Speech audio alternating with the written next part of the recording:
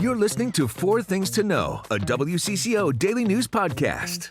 Today is Wednesday, April 22nd. I'm Johnny Connor. Thanks for listening to Four Things to Know.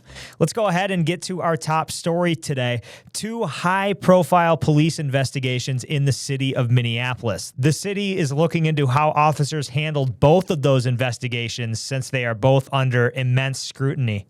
One of those cases is the shooting of Davis Maturi. You may remember he was shot outside his home in 2024 after a dispute with his neighbor. Records show Maturi filed nearly 20 complaints with Minneapolis police against the accused shooter before the shooting. Maturi says those calls went unanswered. The other case involves the death of 47-year-old Allison Lucier. She was found dead inside her North Loop apartment in 2024. Investigators say Lucier had suffered a head injury and had fentanyl and methamphetamine in her system. However, the medical examiner could not determine an official cause of death. There is a history of domestic violence reports from Lucier against her boyfriend, which her family believes police did not take seriously. So today, the Minneapolis City Council had a meeting to share their reviews of both of those cases. It comes as Police Chief Brian O'Hara seeks his second term. The after-action review found 15 issues with the Maturi case, 22 with Lucier's. I want to tell you about some of those findings. First, in the Maturi case, where again, he was shot by his neighbor after Maturi called 911 to report his neighbor was harassing him. In that case, the review found that officers did not have a full understanding of applicable laws, policies, and resources available. They also found there was a communication breakdown between Chief Brian O'Hara and Hennepin County Attorney Mary Moriarty. We have reporters at the meeting today. We will be digging into Lucier's case as well. You can certainly look for those updates online and on WCCO TV tonight. Number 2 today, Minnesota's 87 counties are certainly unique, but they're also united by just one thing. That's outdated technology. And in some cases, the programs the government uses dates back to the 1980s.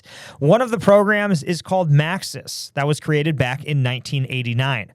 County governments across the state still use it to enroll hundreds of thousands of Minnesotans in SNAP, also known as Supplemental Nutrition Assistance. Dakota County is one of those. WCCO watched the tedious process, which involved entering the same information multiple times and needs dozens of special codes. A program training specialist told us the outdated system is prone to human error, which can certainly lead to problems, one of them being overpaid benefits. There is a push at the state capitals to spend hundreds of millions of dollars on updates. We spoke with Matt Hilgart, who works in the Minnesota Association of Counties. At a certain point, the ship has too many holes in it to keep afloat. We need to replace it instead of just patching our way through this. If the state does not take action, Minnesotans could wind up paying more in property taxes. And we're going to have more on that part of the story, how it could affect your wallet tonight on WCCO News. Your third thing to know today, we know the ice surge cost Twin Cities businesses major money, and it turns out it costed everyday taxpayers too. WCCO got a hold of a new court filing with those numbers. State and local agencies say they've been forced to spend big and fast without any warning. The surge strained police resources in both Twin Cities and across the metro. And who pays for that overtime for police officers? We all do. Minneapolis police, for example, they extended 500 shifts and they canceled 1,000 vacation days while they dealt with all those calls for help. Researchers from the U.S. Immigration Policy Center in California put the cost into numbers. Take a listen. From January through the end of March, Minneapolis police racked up over $6 million in overtime. And over in St. Paul, their police department spent nearly $5 million directly tied to federal immigration activity between November and February. The surge also canceled conventions during those 3 months. The Minneapolis Convention Center brings in millions of dollars into the city, and that money is used to help pay for the city's hospitality infrastructure. The filing also notes that that money chips away at the state's tax base as well. So how will the state make up all that money? Well, that's a question that lawmakers will have to figure out. And your fourth thing to know today, Minnesota sports fans like me, super excited because we have a big night on tap in St. Paul. The Wild have an 8:30 start against the Dallas Stars tonight in Game 3 of the first round of the Stanley Cup playoffs. The series is tied up at 1-1, but did Dallas discover anything in Game 2 that could carry over tonight? Will home ice be the difference for Minnesota? Plenty of other storylines to follow tonight, and these playoff games, well, we know they certainly write their own story. They can be independent of each other. That's what head coach for the Wild, John Hines, says. We went and won Game 1, and it was a highly contested Game 2 that we didn't come out on top, and now it's just all about Game 3. It's not, for us, it's not so much about, stealing home ice or whatnot. I just think it's the focus of the next game and the preparation and not getting into, what happened in the past. Certainly a big game tonight in St. Paul. It should be a lot of fun, high intensity. Let's hope the Wild can take a 2-1 series lead. Those are the four things to know today. Let's check in now on our next weather forecast because it's heating up. Hi, next weather meteorologist Lisa Meadows. Heading in tonight, very warm, down to 63 tonight. Tomorrow, up to 75 with a chance of showers and storms. Some severe storms possible tomorrow late afternoon and evening. And now, here's more to know. New records reveal critical decision-making in the deadly Lawmaker attack. The records show law enforcement suspected Vance Belter was the assassin about 10 hours before actually releasing his name to the public. WCCO's Connor White has more on what else those documents show. Those 911 logs take us step by step through the Brooklyn Park Police response, from the moment officers exchanged fire with the suspect to the moment they recovered Speaker Hortman's body about an hour later. At 3:35 in the morning on June 14th last year, Brooklyn Park Police arrive at the Hortman's house. Seconds after officers arrive, they say they witnessed Belter shoot someone at the door. An officer fires his weapon. At 3:37 a.m., officers approach the home and recover Mark Hortman. They know the shooter entered the house, but at this point they have no idea where he ended up. They set up a perimeter and send a drone into the house over the next 10 minutes or so. At 4:09 in the morning, that drone discovers a woman down on the stairwell. They don't know if she's still breathing, and officers still don't know where exactly the shooter ended up. It's only at 4:40 a.m., 31 minutes later, that an emergency response team recovers Speaker Hortman's body. Brooklyn Park Police Chief Mark Bruley, speaking to WCCO Radio, says officers did the right thing by not rushing inside. And appropriately, the officers contained the house.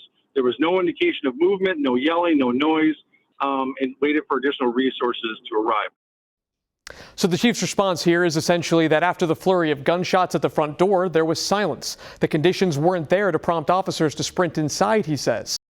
Connor also spoke with a use of force expert. His name is Peter Johnson. He works with Archway Defense.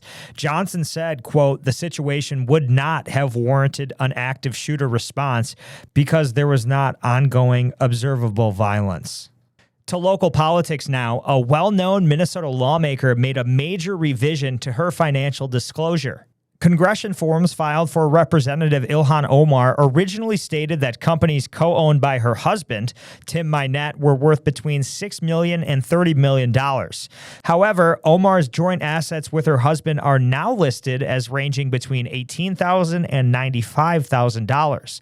The Republican majority whip, Minnesota Representative Tom Emmer, responded on social media. In what world is a multi-billion-dollar correction to a person's financial disclosure considered normal? WCCO has reached out to Representative Omar's office along with the House Oversight Committee, and we will let you know when we hear back. Best Buy is getting a new CEO. The Richfield-based electronics company says Corey Berry will step down this fall and Jason Bonfig will replace her. He is currently the company's chief customer, product, and fulfillment officer. Berry has been the CEO since 2019. A new law coming to Minnesota has some raising a glass. Governor Tim Walz signed a bill to allow happy hours at nursing homes. Walz says the bill gives more independence and safety to residents while still under clear regulations. The bill itself updates liquor laws to change requirements for places like a nursing home. Cheers to that. Let's get to some sports headlines again. The Twins won yesterday. They snapped their own 4-game losing streak, but they extended the New York Mets losing streak. Yeah, the Mets have lost 12 straight baseball games. Isn't that crazy? Just like you buy eggs or roses. 12 in a row. Twins try to make it 13 tonight. That's a 6:10 first pitch in New York. The Wolves are off today. Game 3 tomorrow against Denver is at Target Center, so we get to watch the Wild tonight. Wolves tomorrow. That one is also a late tip-off tomorrow night. It is at 8:30. It's time to take a breath with your Daily Bright Spot. A 3-day fish fry for a good cause starts today. Yeah, of course, we're talking about the Brooklyn Park Lions Smelt Fry. If you heard of it before, it's happening today, tomorrow, and Friday, 4:30 to 8 o'clock at the Brooklyn Park Community Center and Armory. But it is a bittersweet smelt fry, as it could actually be the last. And that's because smelt is getting harder to source, and it's making the tradition more difficult. Proceeds will go to providing free eyeglasses for local kids and other charitable causes. I'm Johnny Connor. You've been listening to 4 Things to Know. We are here with the news you need every weekday afternoon by 3 o'clock, and you can now watch us on YouTube every day. Thanks so much for listening and watching. We'll talk to you tomorrow. Love podcasts? Love Minnesota? Check out the WCCO podcast studio lineup. Hear the top stories of the day with 4 Things to Know. Discover top female athletes and teams from around the state on women in sports. Dive into stories about faith and belief, from your local leaders to your neighbors next door, with Bigger Than Belief. Stay in the know on the go with the WCCO podcast studio. Go to WCCO.com/podcasts.